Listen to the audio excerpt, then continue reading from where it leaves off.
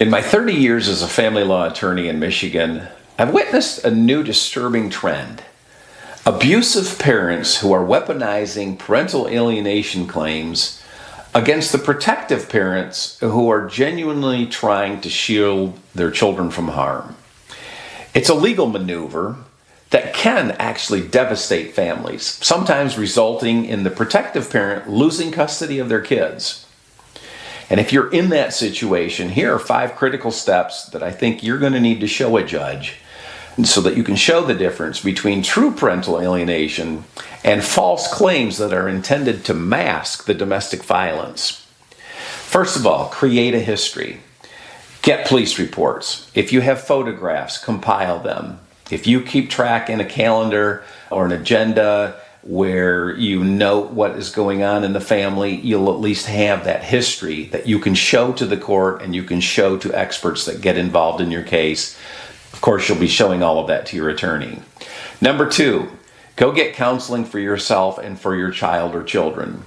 You're going to both benefit from that, of course, because if they can at least have you understand what's going on, that's great. If your child is going to have concerns, they can deal with them with a good counselor.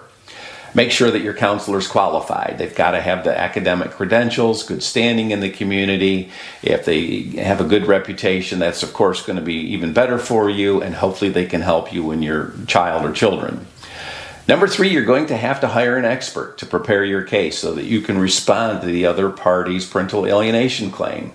That expert is going to have qualifications. You're going to probably want someone who's been qualified as an expert in a court case, in a custody case. They're going to have to work with you and your attorney. And they're going to have to understand what the elements of parental alienation are. For example, resist and refuse dynamics, which is a different genre of parental alienation. We'll look at the very first step. What was the parent's relationship with their child before the alienation claim is being made? If they had no relationship, they barely spent any time with their child, it's really difficult to say, well, the 14-year-old who really didn't see her parent for 12, 13 years or spend much time with them is now not real interested in parenting time. Well, that's maybe because the other parent wasn't involved, didn't have a relationship. Those are things that you and your expert are going to have to look at, and you're going to have to be able to show to the court. Number 4, you can always ask the judge to order anger management if that's relevant. You're going to maybe ask for estrangement reunification if the child and the other parent are estranged.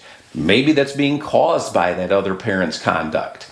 Maybe they need to be sent to parenting classes to understand maybe what's appropriate conduct with a 14-year-old. And if you pick a 14-year-old girl that says, "Dad, I don't want you hugging me," but he doesn't understand the boundaries, and that maybe a 14-year-old girl is going to be having a different perspective than a 6-year-old, those are things that you're going to have to ask the court to look into, and you can ask the court to order all of those things so that we can determine, is it true alienation, or is this just a false claim to deflect the actual violence or harm that's going on? Lastly, you're going to need to get emotional support and, if necessary, financial support. Parental alienation cases are extremely expensive. False parental alienation claims are even more expensive because you're going to have to prove a negative or prove that it doesn't apply to your case. They're also emotionally taxing because you're trying to do the right thing and the other party is trying to make up allegations that somehow you're protecting your child is the harm that's being occurred when their own conduct is being ignored. So, if you've been a victim of abuse and you've got a history of it where you can show the court that they're used to just getting their way and they're going to pursue that at all costs, you're going to need to get the help of a counselor for you and your child. You're going to have to hire an expert. You're going to have to get an attorney who knows what they're doing on these issues. And you're going to need all of that to end this pattern once and for all. Until next time.